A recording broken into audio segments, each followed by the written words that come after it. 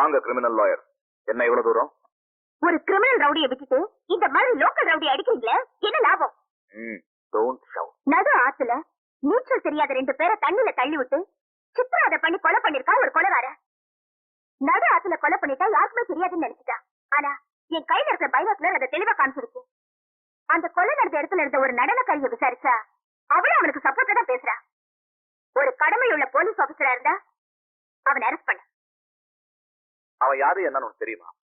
தெரியும். இதே ஊர்தான். முன்னாள் கொலை கைதி முத்துமாணிக்கம்.